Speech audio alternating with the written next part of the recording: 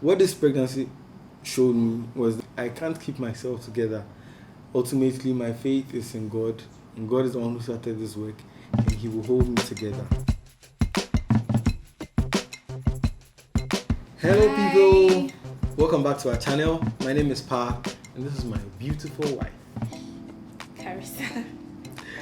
Alright, today we are going to be talking about pregnancy and birth from a dad's perspective. But the reason why I have my wife here is because I feel like she's better at explaining stuff. So I'll need her. She'll come in handy at certain point. So she's my able assistant. So let's get straight into action. We found out that we're having a baby on my birthday. So Charlie, that's some dope stuff. That's the best birthday gift ever, right? We're not opposed to the idea of having a baby in the first year of marriage, right? Yeah, It's not like something we're trying. What we were asking for.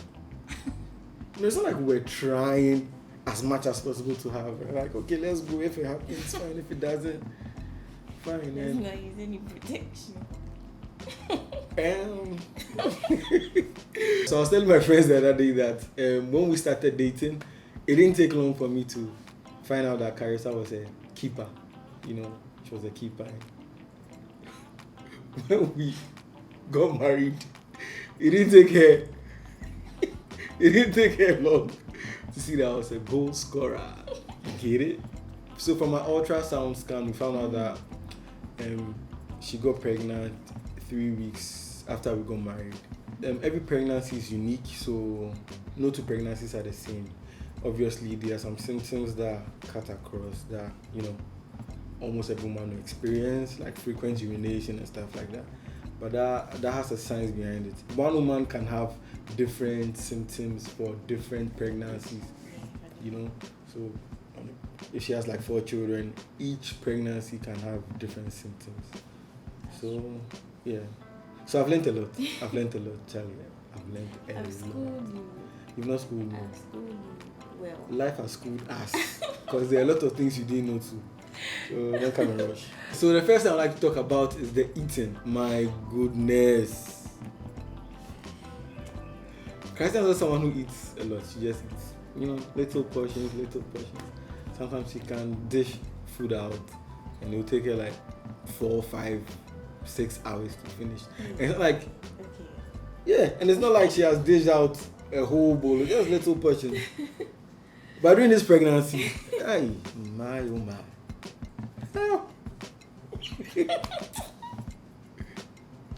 Look into the camera. Let them see your face. My goodness.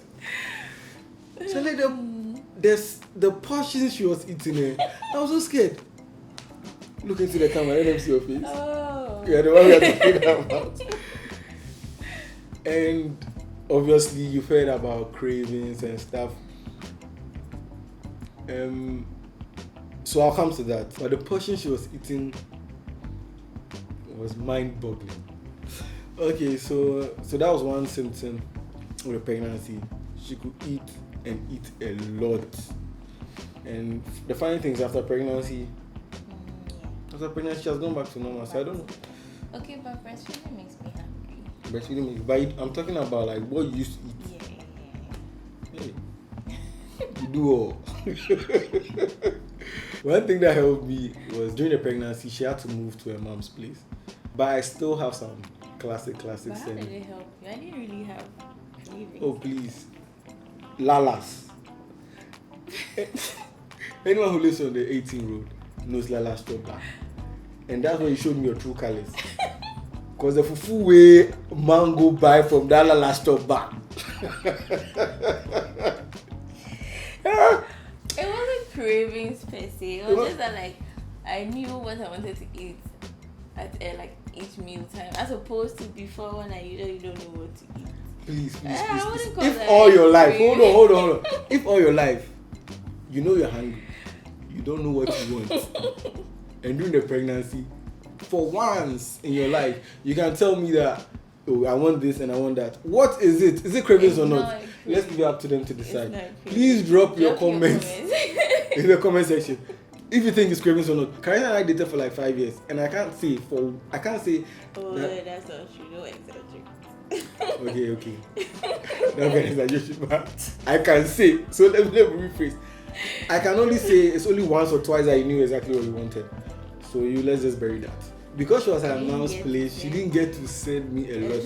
Because I used to only come over the weekend. But even when you came over, sending you. Oh, no, you're not sending me a lot. Yeah, You're not. No, hold on. Don't tell some stories.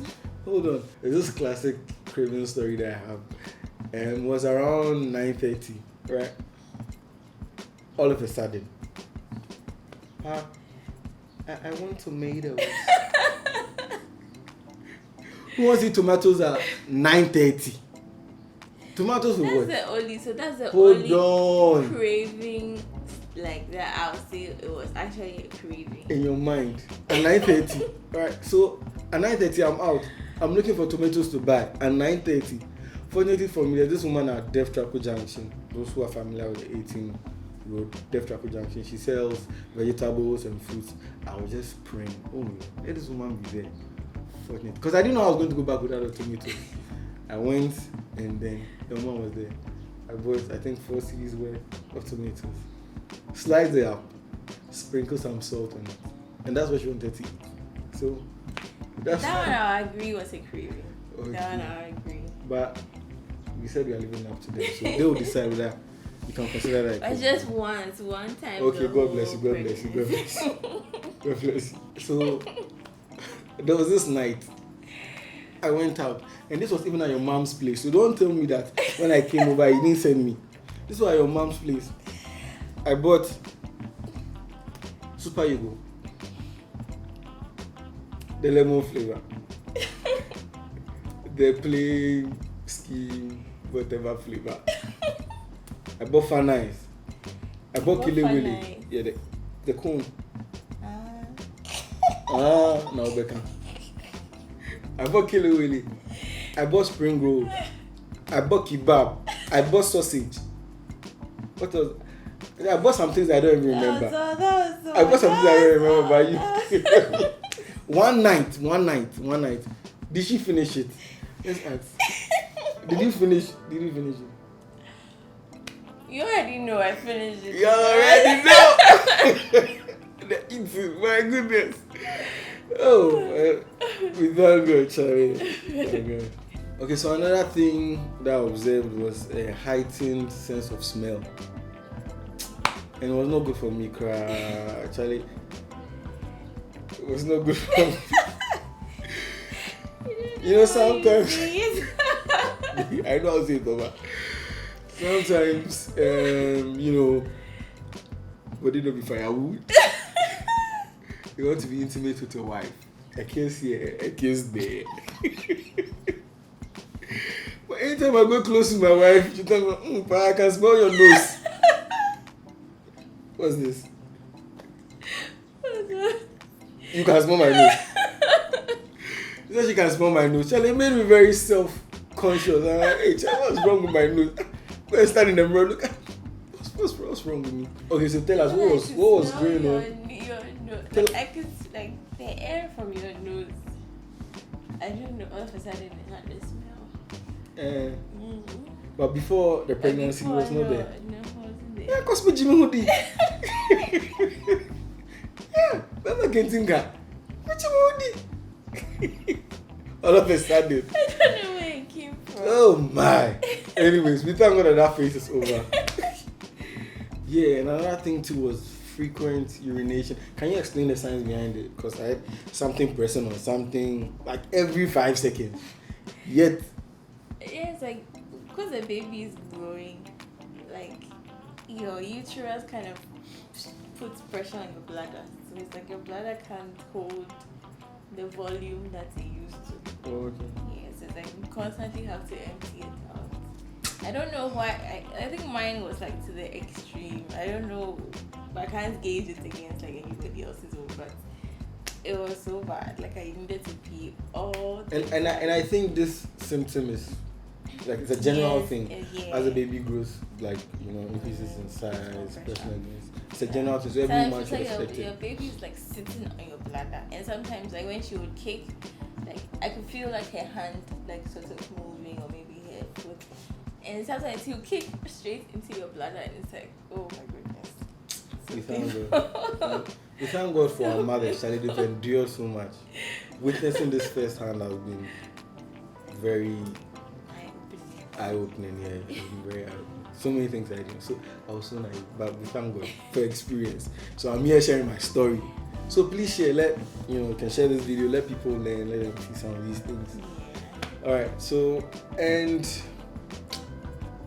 let me come back to the frequent urination and how it affected me. Again, you want to be intimate, right? And tell her you're ready. Let us go to the battlefield.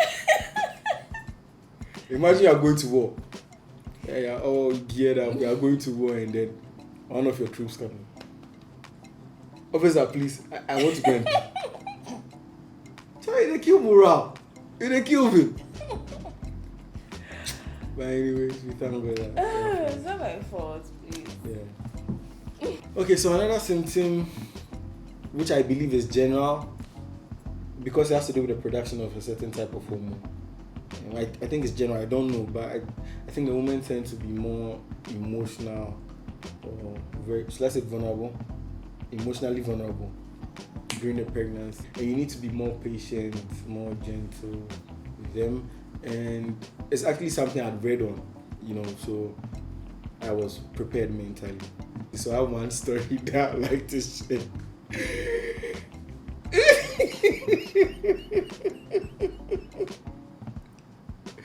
But there was this time I'd come to her mom's over the weekend, and it was a Sunday, and so obviously I was leaving the next day. I used to leave very early in the morning on Mondays to work. And I don't know, Charissa has become very emotional. Talking about, Pa, I think I'll forget you. I think I'll forget about you. I don't remember anything. And I'm like, let me show them. Don't worry. You won't forget me. And I held the laughter in, because I know that what she's feeling is real to her. I'm like, you forget me, saying, all because I was not going to spend my time with her. I think that was like, I think it was the first week, right? The first week that we came to your mom's. And I was going to, so we had made that arrangement then.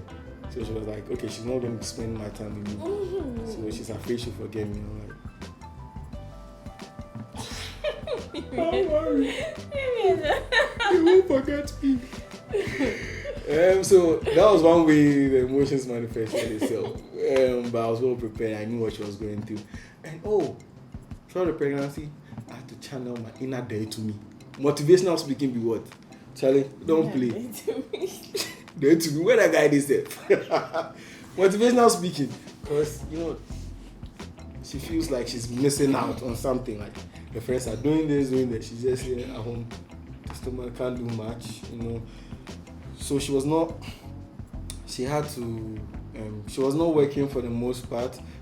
And Charissa is self-employed, so there are a lot of things that she had to put aside just because of the pregnancy. And you've done well. God bless you. Are you pressing your head? Okay, look, this is part of your back. Let's part of your head. Look part of your back.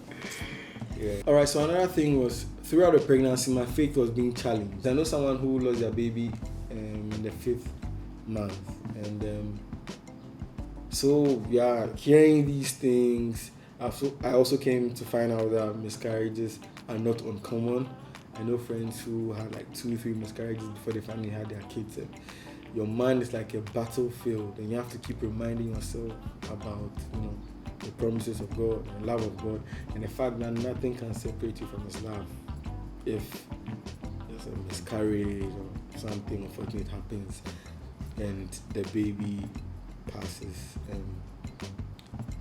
it doesn't mean God doesn't love you. You just have to rest in the fact that God is a sovereign God, and indeed He gives good gifts to those that are His people. One moment I remember very well was on Facebook. Someone shared a story about a woman who was due the next day, so she was, going to deliver the next day, and on the eve of a due date, she felt no kicks from a baby. And that's one thing you should look out for. At a certain point in the pregnancy, the baby will start kicking. I think that's where we get the expression, oh, the baby's alive and kicking. Because the baby actually kicks. And so, really hard. And so, sometimes you can even see like a feet or a hand or something. That was one cool thing about pregnancy. So yeah, her baby was not kicking, and they found out that she had lost the baby on the eve. And I'm going through this mental battle in my head. I have to read the word of God and remind myself about His promises and His love for us. The fact that nothing can separate us from His love. But I'm not telling my wife.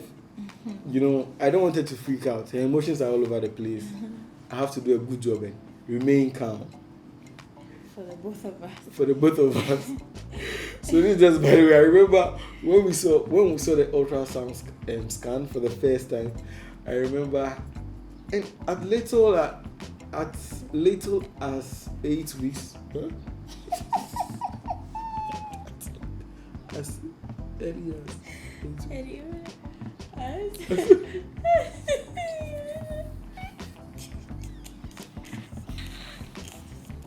So I remember as early as 8 weeks, you can see like the fingers, remember? Yeah, you can see the fingers. You can see the fingers, the toes, and her bouncing. And it was so cool. And I remember seeing this thing, and I wanted to cry. I was so emotional. I'm like, hey, Jack, check yourself. If you cry, where your wife did cry, who will comfort you? So I had to put my emotions in place, Charlie. Play it as if it's not anything. Yeah, why? Yeah. You can be emotional. Oh no, no. Of course you can. I'm not. I don't believe in men are. No. It looks like. Yeah. So that was it, by the way. Yeah. So I'm wrestling with things in my mind, and God saw us through. I remember even during the pregnancy, someone hit you up, right? One of your friends hit you up, and she had just lost her baby. And I didn't even know how to tell her that I was also expecting. Yes. I was trying to console her, but also wrestling with the fact that it can also happen to me. And we're just trying to encourage her. But we thank God. But I guess it's a point to, like, you can make a point about the fact that even in like unfortunate circumstances, if things don't go as you expect, God is still sovereign. God knows what He's doing. God. I mean, the fact that it may be painful or like grievous to you, it doesn't mean that it's meaningless as purposes. But God is working even through like the hard times and the hardships and the loss and the pain and all of that. God knows what He's doing. It was a time to really learn to trust God, like, because it's not like misfortune is above you, like it can't happen to you. It very well can. And so, like, wrestling with the fact that, okay, I'm hoping that it's going to go well, but also I know that it's very possible that it may not. And so, I need to be able to trust God if it goes either way. Yeah.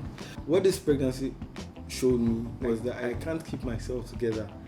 Ultimately, my faith is in God, and God is the one who started this work, and He will hold me together. The strength of my faith doesn't rely on me per se, even though you have a part to play, but ultimately, God is the one who starts this work, and He will keep you together. So just have that in mind, that irrespective of whatever you are going through, God will keep you together as long as you are trusting Him.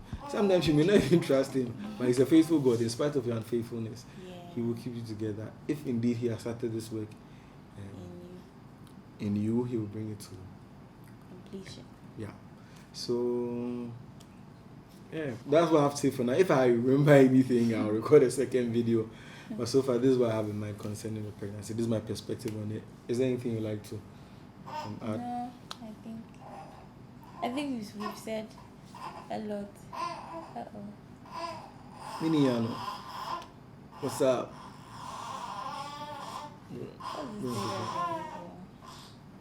Yeah, so we've come to the end of this video. I hope you have learned something, and please do well to like the video and share, and if you have and help us settle our disputes. Help us settle our dispute. Yeah. So drop your comments in the comment section. Also, thank you all for the support so far. Yeah. We are very, very grateful. Yeah, Kara says she's very grateful. All right, thank you guys, and see you in the next video. All right. Peace. Bye.